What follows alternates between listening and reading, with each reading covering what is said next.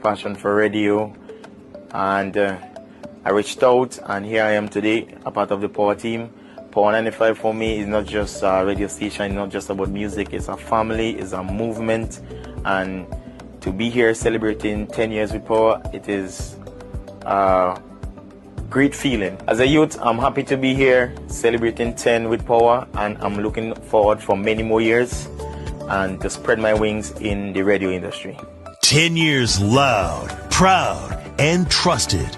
Power 95, a decade strong. Yet, I'm still listening to that station. I'm proud of 95.1, the morning show, the midday show with Arona, the evening show, the nighttime show is the best in the island. Yeah? So we want to wish Power 95.1 a happy 10 years. 10 years loud, proud, and trusted. Power 95, a decade strong.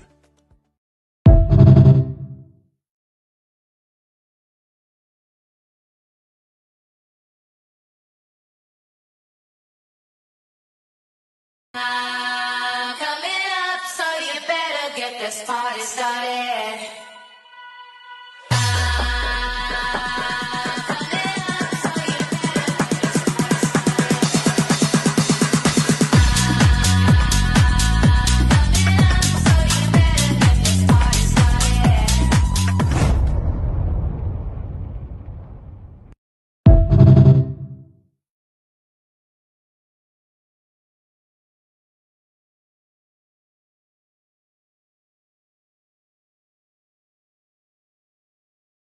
Snappy, one of the youngest member on the Power 95 team.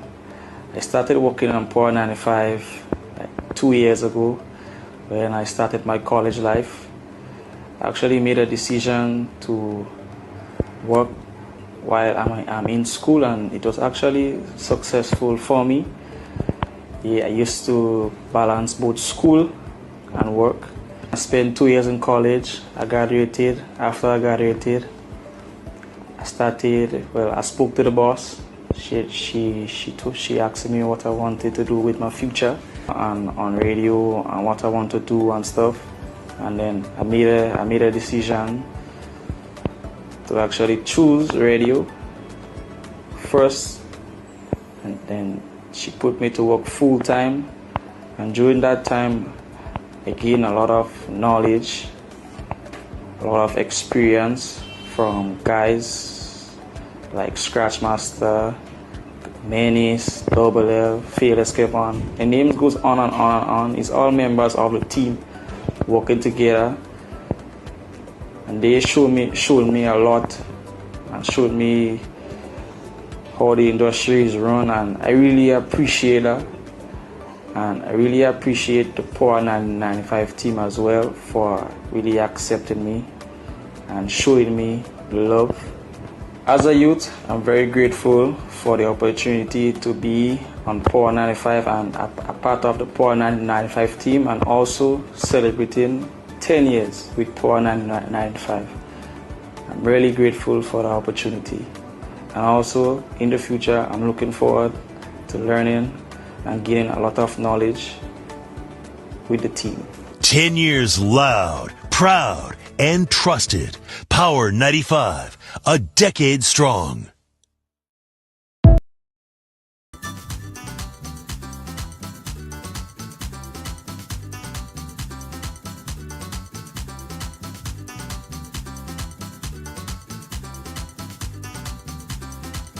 And we're back.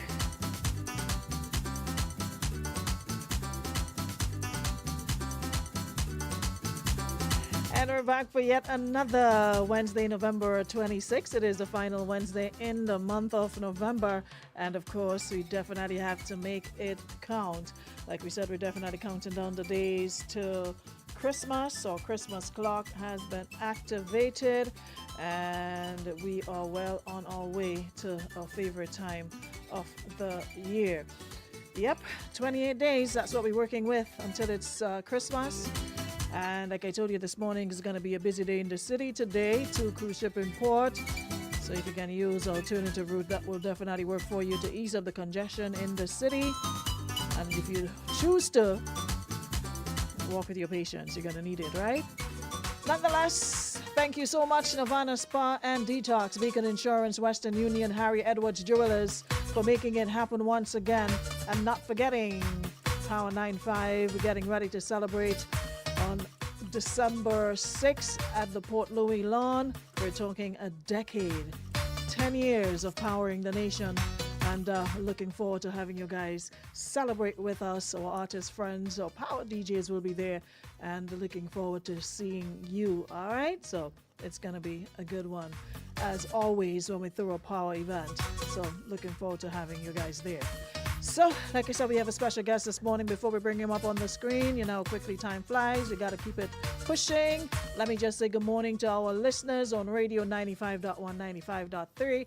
If you are viewing the live stream now on Facebook and YouTube, welcome, welcome, welcome, everybody. And for those of you listening via the Power app, thank you so much for tuning in. And remember, if you have not done so as yet, please do download the Power app. Go to your Google Play Store, your App Store on your iPhones, and look for Power 95 FM Grenada. And that way you get to take us with you wherever you go. Good morning, Don. Hey, Shante, thank you so much for sharing the live. Please come on in because we've got a very, very important conversation ahead of us. Unison Joseph, who else is here? Vanessa St. John, Riggy. Good morning, Jenilyn and everybody. Tamasha, shout out Skypox on YouTube. Roxanne Scott, Trisha, AG Ads. Come on in, guys, and as you do, please click the share button, hit the share button. Nissy, the folks in Canada, the UK, the US, wherever you are. Good morning, good afternoon, good evening, good night. Shout out to my friend Pigtail in Saudi Arabia. You big up yourself. Melvin Brown in the DMV. Stacy John, Kimberly, Clarina, good morning. Donna, shout out Debbie Crony. Debbie, you were missing from the class yesterday. Do better, all right? Yeah. Yvette James, I see everybody just coming in. But like I said, we've got a very, very special guest back in the room with us. Morning, Gabby. How's Barcelona? If you're enjoying every bit of it. Della Fletcher, morning. Hey, Giselle Franklin. Leisha Duncan. And everybody else tuned in to the vibe. Alright, got you. Alrighty, so we are definitely about to get into the conversation this morning. And once again, let me just say good morning, Grenada. Good morning, Carrico, PG Martinique. And today we've got a very special guest joining us again, Mr. Randall Dolland, the project sponsor of Project 500. And of course, you know, that is a groundbreaking initiative that aims to revolutionize affordable housing here in Grenada. So again, let me say a special welcome to Mr. Dolland. Welcome back to the room. It's a pleasure to have you here. It's always good to be back. Great to be back in the room. And again, good morning, good afternoon to some of your listeners, depending on where you're tuning in from. Also, compliments for the season. Of course. You know, start of the holiday season, at least in the U.S. Mm-hmm. So Thanksgiving and all of that. Thanksgiving tomorrow, and then we coming right into the Christmas season.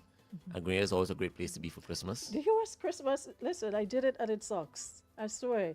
Can't take the cold? Thanksgiving is like a bigger Yeah, deal it is. than It Christmas. is. Christmas, everybody just go about their business, who going to work, who chilling. You have to be from like a real Grenadian household to be.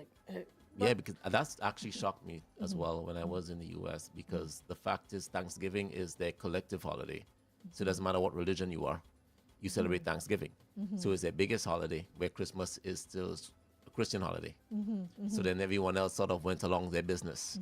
Yeah. But I love the fact, and I think that's what makes all Christmas so special, Of right? course. We're all bought in, we're all tuned in, we're aligned. We're looking forward to the food, the drinks, the company. drinks, yeah. And it's always just a great time to be with family and friends. And there's something magical in the air at Christmas. Yeah, it's just a different vibe. You know, Absolutely. it's just a different kind of energy. You know, people are smiling more, and you know, the place is bustling. Yes. People shopping, and you know, the decorations. I really love that. I really love Christmas for that. So we're looking forward to having a wonderful season. So let's get right into it, and maybe we can start at the beginning for those listening. Can you tell us what Project 500 is and why it's such an important government initiative? Yeah, so Project 500, again, as you mentioned, very important government initiative, part of our plans for the that was outlined in the manifesto of the party. And that is to revolutionize housing, make it more affordable, sustainable, desirable. Build also reduce the time of construction, remove some of the hassle that comes with construction. You know, many times we've complained about construction process in Grenada on the island. It takes maybe 9-10 months to build a house, and that's just to really get it up and running, right? You're not talking about the little finishing, the little details. Sometimes that takes, you know, a substantial amount of time more. So the whole idea is to come up with a pilot to understand how we could make housing more affordable by testing newer building solutions, methods that are not traditional to Grenada. So I repeat, it's not that they're new methods, it's just that they're not traditional to Grenada. So these systems have existed elsewhere.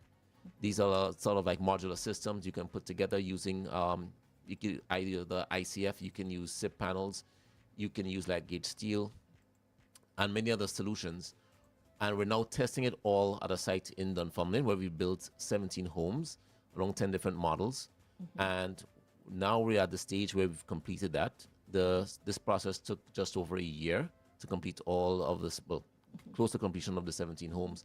And building that community, we include building infrastructure, because you have to understand the importance of building a neighborhood for the future, meaning you have wide enough roads, you have sidewalks, you have proper drainage, driveways that are properly paved, because you know we want to deal with issues of parking. We don't want individuals needing to park on the street when they come to their home.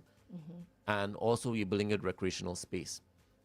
So it is designed to give a very comfortable lifestyle, elevate your standard of living while providing you with a very safe, environmentally sound and sustainable sanctuary. So before we go more into details regarding Dunfermline and all of that, as the project sponsor though, what inspired you to take on this role? That's a great question, and I think it's because it comes back to the opportunity that we had, the opportunity to come back to Grenada to serve. So I've spent almost 10 years in the United States, in New York City, selling real estate. And you know, that's a very tough market. It's one of the toughest in the world, most competitive in the world. And going in as a brand new immigrant, I had to learn from ground up. And that just means I had to work harder, outwork my competition, and get to the point where I was trusted by my clients to give me the responsibility to oversee one of the largest transactions they will be doing in their lifetime, or if they were a developer, trusting us with the inventory to sell it. And in that process, I was able to learn a lot about customer needs, demand, the psychology of real estate, as well as giving valuable feedback to the developers who were developing homes and trying to, of course, maximize value. So we would give them the feedback such as, this is what the customers are looking for. Your clientele, your demographic would skew this way.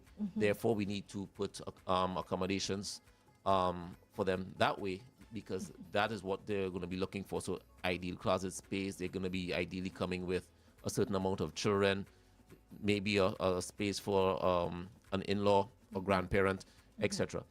And that feedback we were able to then, it was valuable because those developers were able to use that to maximize the prices and returns.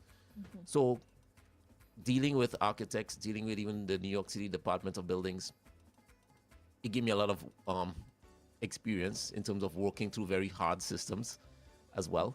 And now that I had an opportunity to serve with this administration, the idea was to come back and try to give back, try to build a project that could be leave a long-lasting legacy, especially if we're trying to change our culture, but more importantly, empower our own people. I was about to ask you, how do you see this project affecting Grenadian lives in the long term? Well, that's the point, and that's why it's the sense of trying to serve with a sense of purpose, because it's really about empowering our people, giving them the ability to build homes more affordably, quickly, because we understand that Grenada is prone to all external shocks, and we know for a fact that construction takes its toll.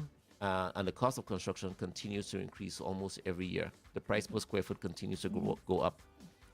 I'm sure you know a lot of people who own land in Grenada, but they can't afford to build. Can't afford to build. The land is just sitting there. The land is just sitting there, and it sits there for years.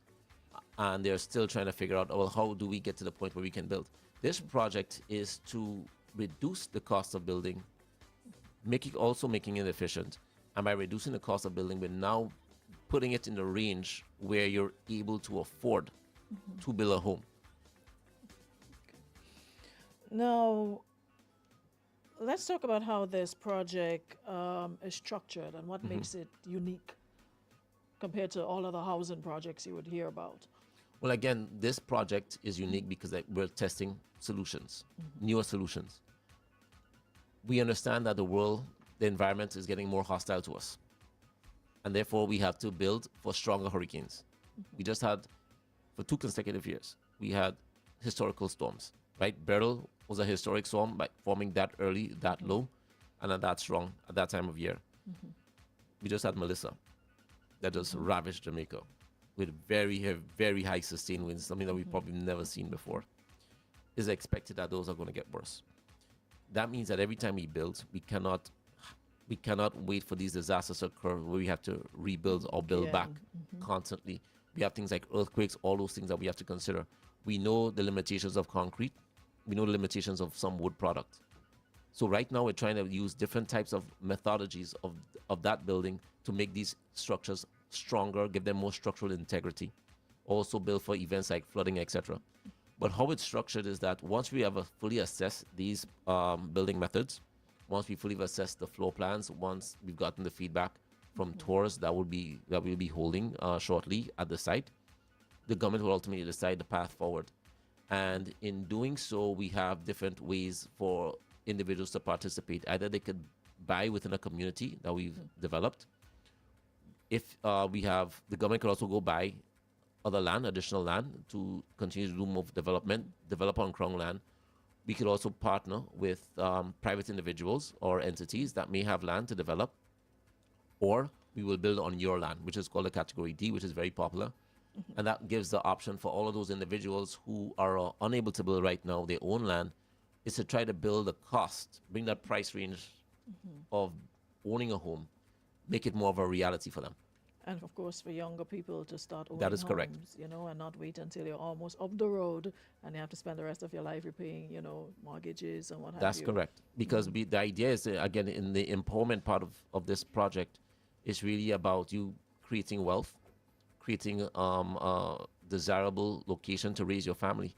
Because again, now, your home is a very personal purchase, right? And that means it's very emotional. There's a lot of emotion that comes with it. And we have to make sure that we're able to give you a proper roof over your head, not just shelter, but a very comfortable style of living where you're proud to live in that. That's correct. You're proud to live in that. Not because it's a government-run initiative means that it should not look great. And that's the difference.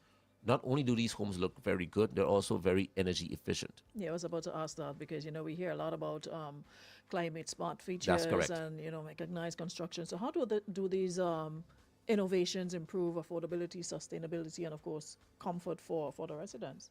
Well, we want to start thinking again. When we start thinking in future, long term, the Prime Minister just recently mentioned about the fact that we're trying to wean off, all the fossil fuels that we have to use to power our plants. It means that we need to start doing the same of getting rid of fossil fuels that power our home. So now you're getting a home with solar panels, in a sense that you can start. You don't have to use as much energy from the grid for power. So that's going to bring your power cost down. When you're using energy efficient features with water, etc., it reduces your water bill. When you have homes that are built with proper insulation, it also reduces your electric bill because you don't have to cool it. You don't have to pay that much for cooling. And those are small details that we're factoring in here because we don't traditionally build with insulation. No. That's why you look at some walls in your home and the walls are heating up to a certain temperature. You have to use air conditioned units to keep your home cool. And granted, the world is getting hotter. So how do we mitigate that?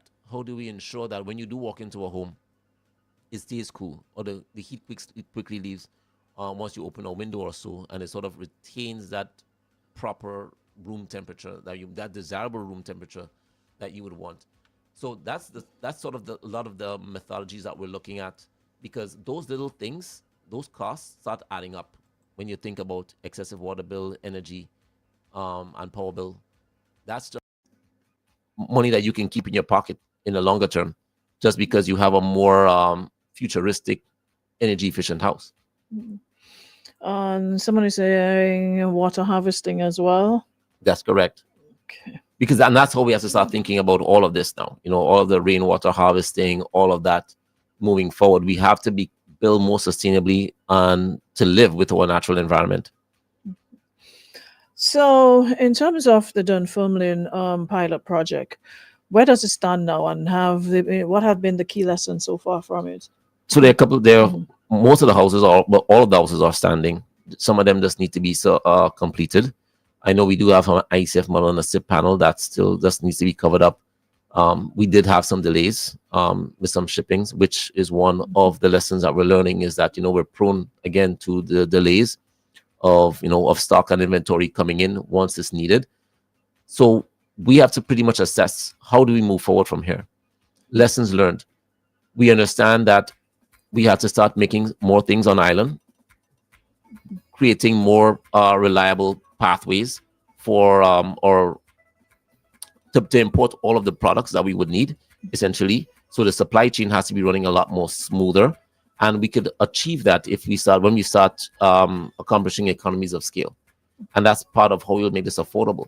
So when I speak about affordability, the specific units that stand at Dunfermline right now, that price might be a little bit more than if we were building, let's say, 15, 20, 50 of those homes.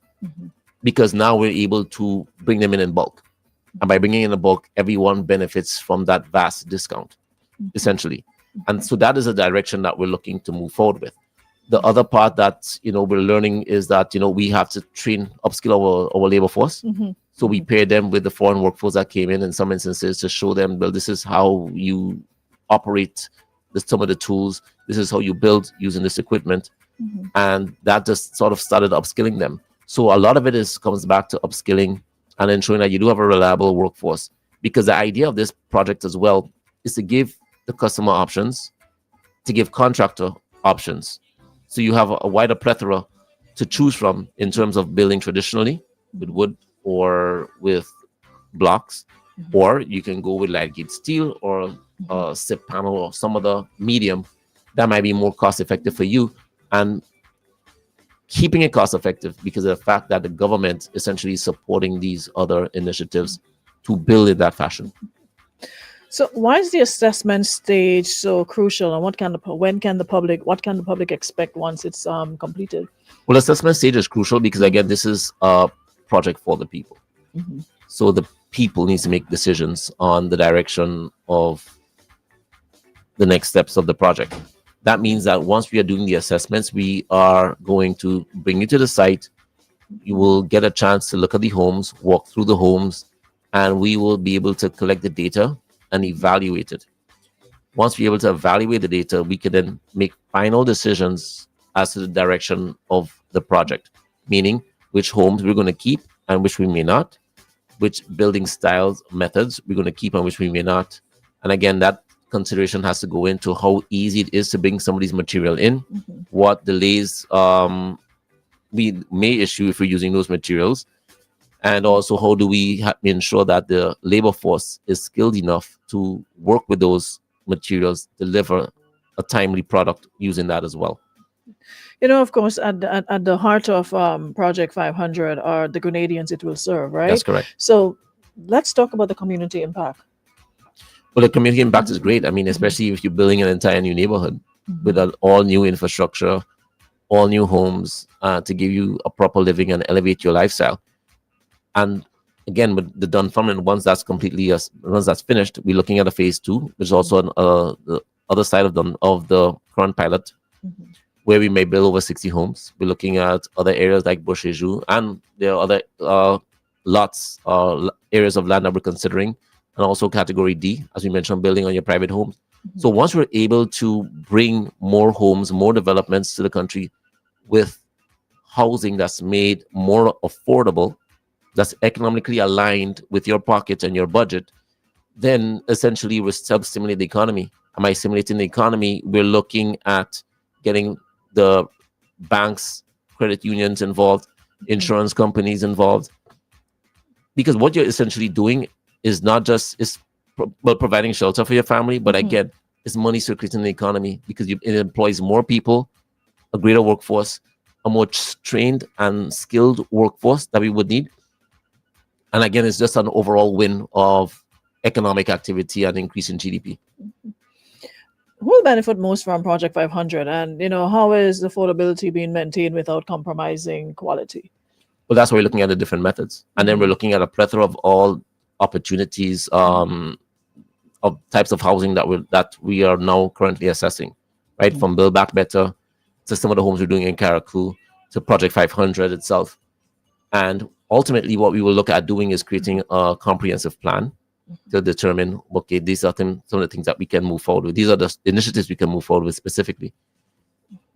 And that means understanding what price points, the final price points are, and especially if we scale it. Now, granted, a house could only cost so much money. Just like a car in most cases, right? Some type of car is going to cost so much money. So it's not, in some instances, we have to help taper expectations. But what is important is that we're bringing, if we are able to reduce the cost as much as possible, then we're able to bring it aligned to your economic ability to purchase a home. Now, in terms of people who may be interested in obtaining one of those homes, what will the process be like? Well, the process is that you sign up on our website, project500.gd. Let's stay in touch with our socials, get information, but it's important to sign up because what will happen is that we're going to be starting tours on Friday. This Friday. But it's not everyone just come and show up at their convenience. It has to be by appointment only because the tours have to be guided. And obviously, if everybody decides to show up at the same time, then we're unable to actually conduct a tour because you have to have someone explain to you that this is what you're looking at. This house was built using this method. This is the type of floor plan.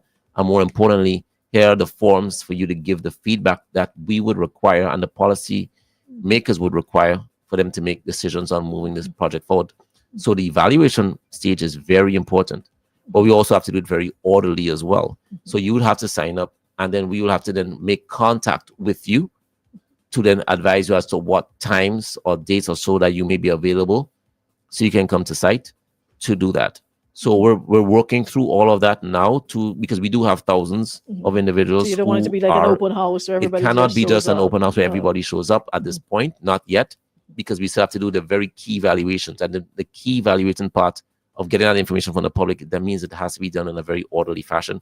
So we're working on getting that done now. That process has started. So those going Friday, they've already been contacted. They're going to be going to the site. And we're going to start that process starting now, moving it forward. Okay, so but from the first one will be this Friday where we've started. We did say we wanted to start in November, but of course with all the weather that we've been getting, it created a little bit more delay than expected. And in addition to that, when you are showing up, you want to make sure the site is very safe for and the it has to be elderly. appealing because that's the first and the thing when young. you walk in, you see. The And that is visuals correct. Is important. It is very important to make sure that the sites isn't appealing. The homes, I mean, without any doubt, the homes will be impressive. We've seen that the feedback that we've gotten so far has been very good. How many different models are we looking at? We have 17 homes that were 10 different models. Wow. Yeah.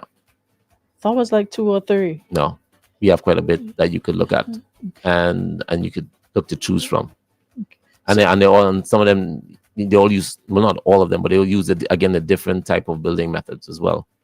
So it's a proper evaluation, and this was all done in just like over a year, right? I'm talking about all of the infrastructure, drainage, all of that, and then getting these homes built and completed. So there's a lot of work that happened, and I really want to take this opportunity to commend the Housing Authority and the staff that works tirelessly on this project day in, day out to bring this to fruition. All right. So again, someone asking about more information. Like you said, project500.gd. Yeah. Okay. So you can go to the website. They're asking if you have models on there as well. Yes, we do. Yeah, everything is on their website. and you can get updates on there, and then you can see also follow our socials for current updates, etc. So once you go onto the website, all that information is right there. All right. And then you can make contact with the team on the website. You can sign up there as well. You could describe which category you're interested in, if you want to live on a development in one of our new neighborhoods, or if you will be interested in building on your own land, if you do have the land. Yeah, someone was just asking if you can expound a bit on that, the different categories of homes. Right, categories of homes.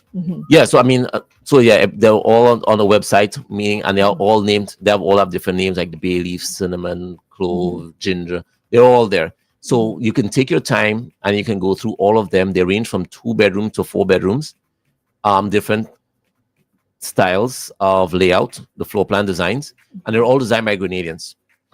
Fantastic. So that's I think that's also helpful, because again, with the Prime Minister's mandate, we wanted Grenadian style homes. We want to make it conducive for Grenadian style living.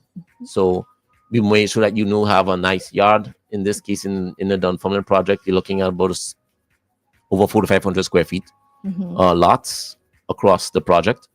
And that's the sort of the lifestyle that we want to maintain for everyone. Approximately how many homes that particular lot can accommodate?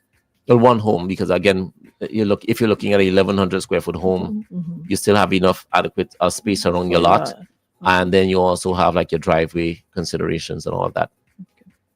Now, for those who have their, someone is asking, for someone like me who have my own land, and he was correct saying I purchased my land a very long time ago and I'm having a hard time building because of the cost. When will things be put in place so you can get more information with that? So sign up on the website and sign up for Category D. And then what will happen is that we will be rolling out teams. We've already started, crews already started going out and assessing the lands. But then I think also, just to also make a point as well, is that it's important that we are going to understand the cost of building these homes, but then we have to evaluate the land as well, right? Because if you're living on the side of a mountain, for example, you have to then figure out building a driveway there, building all other infrastructure, and bring everything up there as well, which would be the total cost to build on your land. So all those things need to be assessed. And then also a crucial point is as much as the government is working to make these homes affordable and as desirable, energy efficient as possible, with all the bells and whistles, the public also has to get ready to make that purchase. And I think this is like a part that, as a real estate agent in New York for so many years, it was always guiding my clients about, we have to be ready to make this purchase. So that means that you have to go to a lending institution and they have to want to lend you the money. So how are we preparing for that? How are we preparing to get ready to get a loan so we could have a home of our dreams? Start accomplishing that. Having a conversation with your lending institution. Yeah, you have to start getting ready for that. I mean, do you show income? Because sometimes you say we get paid cash, right? And I mean, and these are conversations that are coming up now. Now that we're having this national conversation about how do we prepare ourselves to build wealth? How do we leverage what we have? Do we have assets that we can then leverage to build? Now, you may have equity in your land, so you can then put that in. The bank will say, okay, fine, we'll lend you against that, the value of the home. But there's so many ways of trying to do it. And I think that's where we now have to really start being very conscious and intentional about preparing ourselves for that. Because if you never show if you never show formal source of income, and you just have cash, and you don't have a history of it, then we show up and it's like, I want to buy one of these homes, but how would you do that? And I'm sure you hear a lot of that. I want one of those homes. You hear a lot of that, but that's what I'm saying, is that we have to now collectively start, talking about the financial responsibility. Prime Minister again has some of these programs running, as well some other ministers that talk about financial responsibility, and this is why this is very important part. It's a very important part of it, because again, a home could be a vehicle to building wealth, longer term wealth, generational wealth in some instances, right? Not just immediate shelter. But we have to now position ourselves to do that. So even when I look at some of our tourism stakeholders, I explain the importance of not seeing what you're doing every day as a hustle, but also it's a business. You're building a business now. And you need to start showing revenue, start showing that, setting yourself up to the bank and be like, that's a responsible individual, we could give that person a loan. And that is super important. And it's something that a lot of people did not get the opportunity from an early age to, understand finances, and of course in the long term how it can benefit and how you can, secure yourself and set yourself up for success. You just go through thing, you probably save a little thing there and you spend it back, and then Correct. so I think that these programs are super, super important, especially as we now have a younger, more youthful That's correct. population. So if we can get off to a better start than a lot of people had then, like you said, generational wealth, building that, it's very, very, very important. Because if we start there, especially with the youth, you made a very important point. You let them know that, what, in some instances, you may need a down payment. Do you have that? You may say, well, I have money. I make good money every month. But have you put aside money for down payment? Have you put aside savings for to do what you have to do? And then you want to buy a house, and then you want to have nice furniture as well. So how are we thinking about all of that moving forward? And again, it's conversations that we have to start having now. Yes, someone says the Project 500 will not be free, because anytime you hear government and projects, people start thinking it's going to be, at a way, way, way lower price. Well, and I what think, have you. well, and the other housing programs and initiatives that exist. I mean, there's also the Chinese homes that exist for 55,000 and 75,000 for a 3-bedroom. I think 55 for a 2-bedroom, for example, right? There's social housing that also exists. But the thing is, this is not just an opportunity for the government to just say, here's our taxpayers' money and just have free homes for everybody. This is the ability to make it affordable for individuals to have a home, be financially responsible. We're giving you that opportunity that you could then upskill, level up, essentially, as we would say, that you can have an opportunity to buy a home because the prices are much lower, more attainable, because the state can sustain building a house for free and then give us roads, give us everything else and all the infrastructure that we need for free. Essentially, that's not necessarily a sustainable model until we find oil. That's good. That's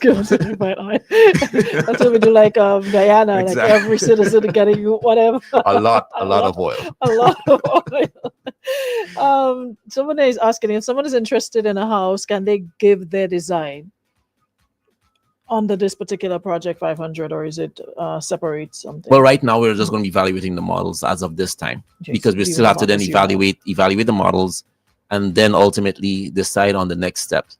So maybe a step or two down the road, we could probably look at that. But that's a good question, because if we have, or when we have more contractors or more skilled labor force that could build with these other materials a lot faster, more efficiently, then your design is probably going to get, or hopefully cheaper, because they're not using the regular brick and mortar, because we know those prices per square foot, where they are, and we know they're not attainable.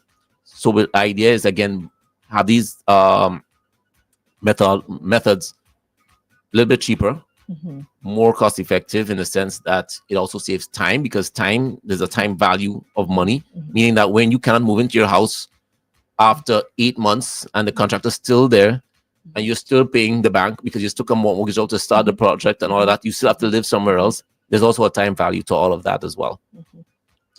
Someone is asking, what about people in the diaspora? How can they take advantage of this? Well, this whole idea is that, it's for those who are in need first, primarily.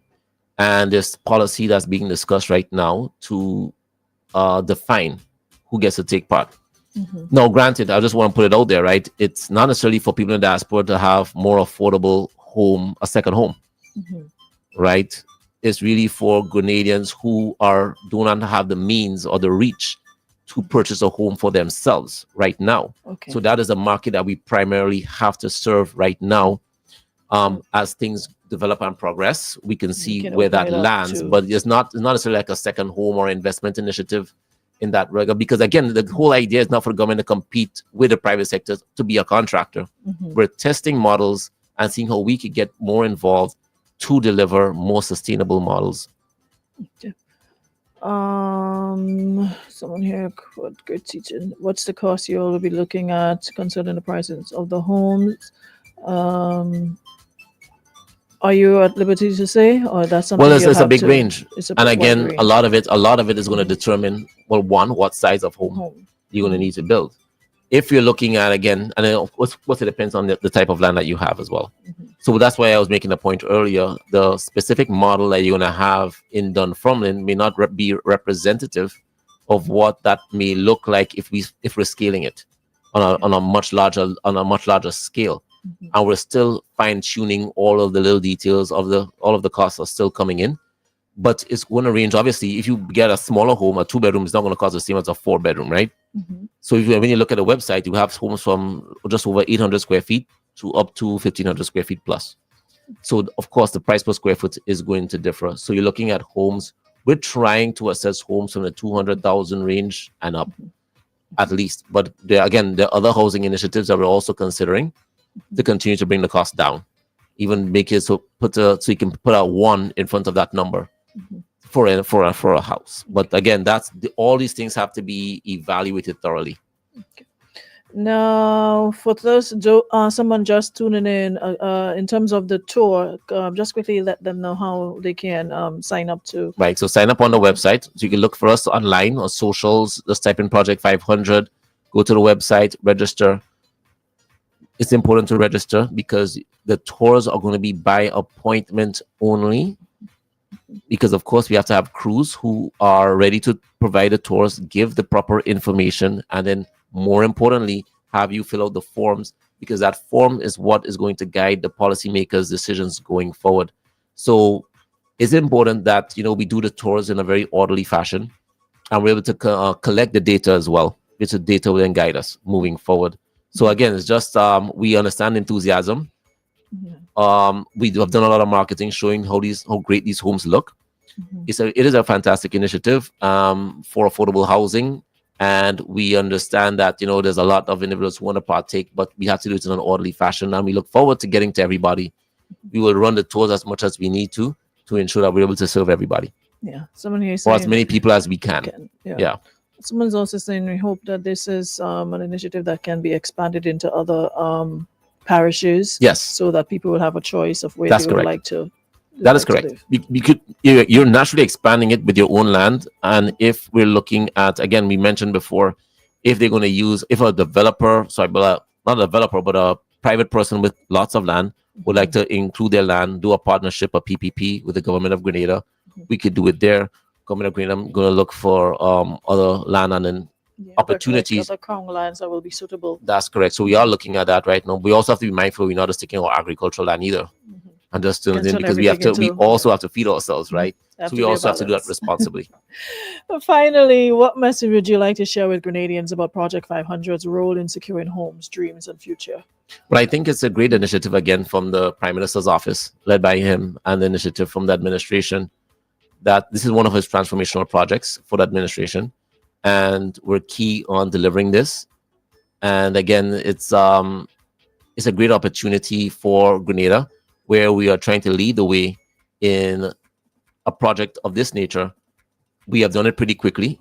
It's got off the ground pretty quickly, again, because, again, the issues with construction in Grenada, sometimes it can take a little while to get things sort of moving, and especially with it being run through the government, it does take a little while sometimes. But that said, the project, had a little bit of delays here and there, which is natural in construction. But I think overall it flowed pretty well. The team at Housing Authority did an excellent job. All of the consultants, the PR firms have been working on this. They've been doing a lot to ensure that they get the message out, give people the information as best as we can, communicate it once we have the information. And we're trying to put Grenada on the map, right, regionally as well, because once this project is successful, I'm sure that there'll be others who'll be looking to do the same across the board. But more importantly, this is really a project for the people of Grenada, to really help them have a home, a fantastic home, an energy efficient home, and a home that's built for the future, that then again they can continue to build wealth on, and they can remain very safe in. Yeah, and I like the fact it's not just four walls thrown together. No. I love the designs. The bay leaf is one of my favorites, and it's standalones, and it's almost like a really nice community. That's correct. That you get to be the first ones in this community. Yeah. It's a really, really nice initiative, and like I said, it's really, really well put together. All the thought that went into the designs, you can see it was not just something done today for today, but well planned, well thought out. There's a lot of thought and heart that went to it. That went into it. There's a lot of heart that went into it, and you can sort of feel that as well when you go to the site. You can see that there's not just, they didn't just slap walls together, as you said. They really took their time to design it, understand how you would live in your home, and I think that's what's important. So I mean, I think it is commendable for a government project that is not just about just giving you a roof over your head, but making sure that you have somewhere that's very comfortable. And when your friends and family visit you from overseas, they're like, wow, this is a beautiful home. And the thing is, it takes away so much stress from you. You don't have to be running up and down behind nobody. That's the idea. Your stress, you're just, hey, here's my funding, do the work. That's the idea. And that's what we're trying to get to. But of course, getting to that point means a cultural shift. And it means it's not going to be easy. It means that it's going to come out a lot of roadblocks, and it's going to be tough sometimes. Work ethics have to change as well. But we have to be determined. We have to be resolute. We have to be focused. And that is what we're going to be doing moving forward, because it's there's a lot of interest, as you see. There's a lot of natural interest. And we are focused and dedicated, totally committed to delivering this and ensuring that we move forward with the feedback that the Grenadian public has provided to us, because again, it's for them. Well, thank you so very much for joining us today and sharing insights into Project 500. And I know it's exciting to see the government taking such a proactive step in transforming, housing in Grenada. So thank you so much for sharing. And of course, listeners, remember you stay tuned for updates. And remember that Project 500 is not just about building homes, it's about building dreams, securing futures. So it is something that you have to look at seriously. And remember, for more information, for you to get one of those tours, to make your to book your tour, you have to go to the website. That's project500.gd.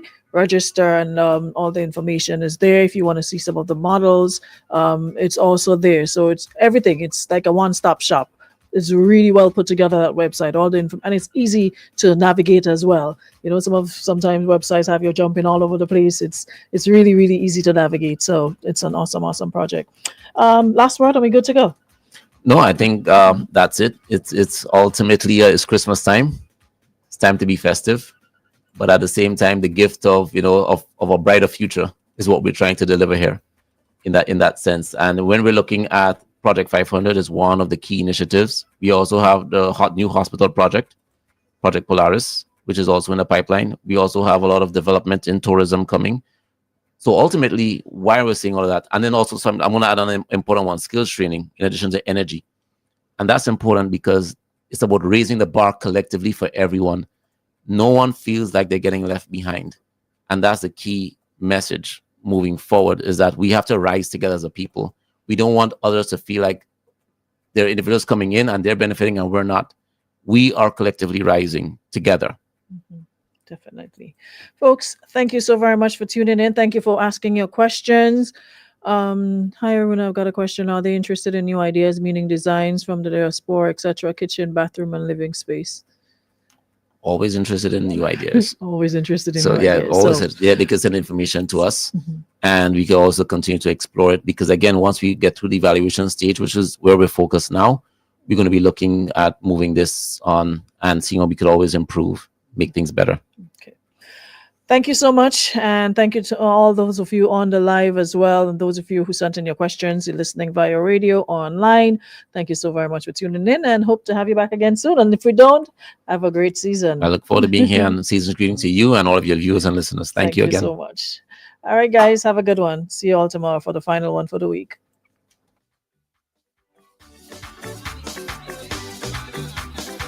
Ladies Room comes to you compliments of Renwick and Thompson Limited, Beacon Insurance, Harry Edwards Jewelers, and 10 years, one station, Power 95, a decade strong.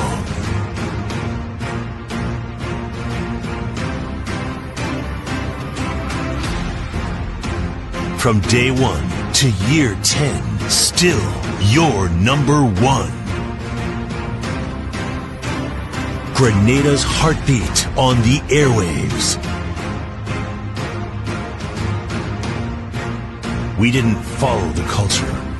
We built it. Your music, your station, your power.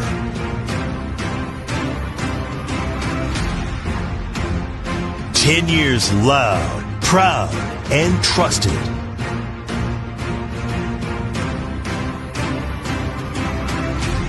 Power 95, a decade strong.